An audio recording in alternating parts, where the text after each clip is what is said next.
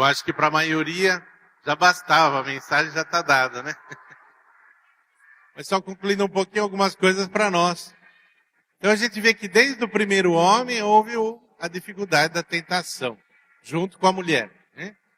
Eles realmente estavam bem, não queriam o mal, não queriam a tentação. A Eva não queria aceitar, né? Mas a serpente, que na estrutura da Bíblia, a narração religiosa está debaixo das imagens daquele tempo. A cobra era sinal do Deus falso, do povo vizinho, dos cananeus. Os deuses falsos, que ainda hoje tem diferente, né? Os falsos valores. Então a cobra que aparece propondo a Eva a mudança de atitude, o desejo de subir, de ser superior, de dominar tudo, né? A mesma tentação que depois Jesus vai ter. Ela não queria pecar.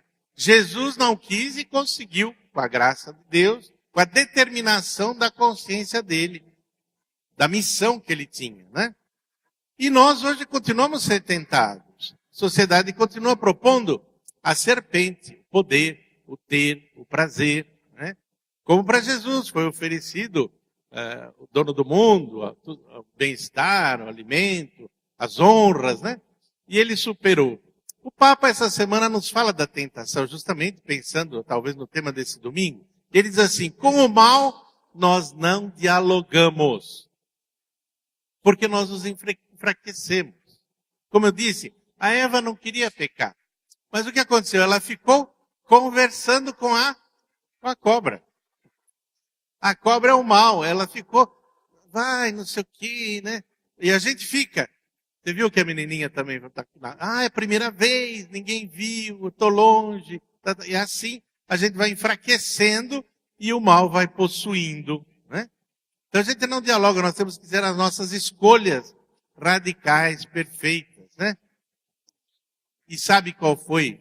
Isso aqui acho que eu devia falar para as crianças, né? Qual foi o argumento que acabou convencendo a Eva de comer a maçã? Ela não queria comer. O argumento mais forte foi assim, olha, come boba, não engorda. Aí, não foi isso. Acho que não, é muita fraqueza, né? Mas enfim, nós às vezes fazemos bobagens maiores por coisas, promessas e propostas menores. Renunciamos um dom belíssimo da unidade da família por uma traição momentânea e assim por diante, né? Não tem lógica. Porque nós dialogamos.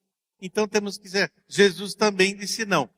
E ele foi levado para o deserto por quem, hein?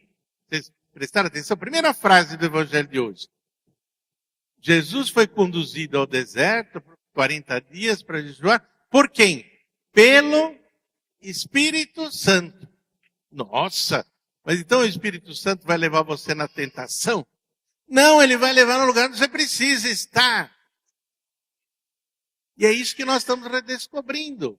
Nós não podemos ficar só protegidinhos no nosso âmbito, com quem a gente gosta, com quem pensa como a gente, com toda a proteção da comunidade, da nossa fé, da nossa igrejinha, e o mundo se matando, e a política desse jeito, e assim por diante.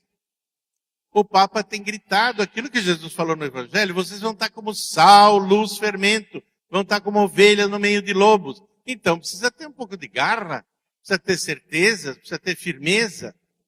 Esse é o convite à conversão da Quaresma, né? Eu lá em Caraguatatuba, quando era bispo, cheguei falando da paróquia missionária, já naquele tempo, né? Uns 10 anos atrás, 11. E um pároco muito zeloso, muito dedicado até, querendo fazer o que o bispo pediu, reuniu os casais, grupos, etc., e dividiu lá as ruas, e mandou visitar as casas para fazer missão, né? Sabe o que aconteceu? 1/3 da equipe missionária não voltou. Ficou convencida e convertida pelos 90% de alguns grupos, alguns bairros lá que tem de protestantes. A conversão aconteceu ao contrário. Por quê? Porque, mas o Espírito Santo então pôs eles no fogo. Eles não se prepararam e não se fizeram ajudar suficientemente para enfrentar a realidade de ser sal, Porque se não funciona, para que serve? Jesus mesmo disse, para ser pisado. Né? Então nós temos que ser luz, sal e fermento. Passou a hora do faz de conta. Né? Aparência, superficialidade. Nós temos que ser cristãos para valer. Só assim nós vamos ser sinal. Uma proposta nova de partilha, de generosidade, de fraternidade, né? E não fraquinhos que qualquer coisa já nos desvia e leva junto para o pecado. Deus dá a força, deu a graça. Jesus quis viver a nossa vida para provar que era possível. Né? Apesar que depois ele mesmo fala, eu vou estar com vocês até o fim dos tempos, vamos dar o Espírito Santo, e sem mim nada podeis fazer. Por isso que terminou a historinha aqui, pedindo para a criançada rezar o Espírito Santo para ter força, né? Da presença iluminada, da doutrina e das opções que nós fizemos, conscientes. O pecado de um atrapalha todo mundo, sim. Por causa de um homem, nossa, por causa do Adão, todo mundo levou na cabeça. Eu me lembro, há uns 20 anos atrás, o Padre Corso era pároco aqui, né? Padre Antônio Corso. E ele tinha feito no Natal o enfeite com aquela mangueirinha iluminada, né? Toda externo da paróquia. Até depois custou para pagar, e eu lembro que ele fazia os avisos pedindo para pagar a dívida externa da paróquia, né? Porque era do lado de fora. O que aconteceu? Um lado ficou queimado, ele ficou bravo. Tinha queimado uma lâmpadazinha lá no meio. Bloqueou a corrente. Todas as outras ficaram apagadas. A graça de Deus é assim. Né? Nós somos comunicadores do amor de Deus. Se nós estamos em pecado, se nós não fechamos, nós bloqueamos em nós. E pior, mais do que bloquear, a gente fica irradiando veneno, pessimismo, distraindo outros, tentando outros. A gente se deixa ser instrumento do diabo. A gente passa a ser serpente venenosa, né? E cá entre nós, não vamos julgar ninguém, cada um sabe muito bem o que é e o que vê nos outros, né? Vamos procurar seguir os bons exemplos e aproveitar de todos.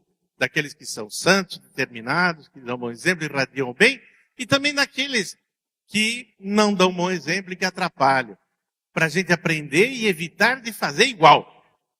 Porque muitas vezes quando a gente é crítico e acusador, a gente não está aceitando o que a gente é.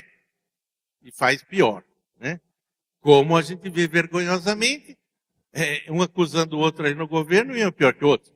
Como é que eu posso exigir? E nós, que acusamos com certa facilidade todo esse mundo podre, e no pequeno, e na minha casa, e no meu negócio, como é que é? Na minha balança, no meu posto de gasolina. Outro dia eu fui encher o tanque, a fábrica diz que tem 55 litros. Foram 60 litros no meu tanque. Né? Por quê? Porque a balança, o litro está menor. Vai mais. É pouquinho, ninguém vai ver. Começa assim. Então que Nosso Senhor, nesse tempo de conversão, de quaresma, seja presença na nossa vida. Mais íntima, mais total. O Papa fala muito da experiência prática do amor e da conversão. Né? E é preciso chegar aos fatos.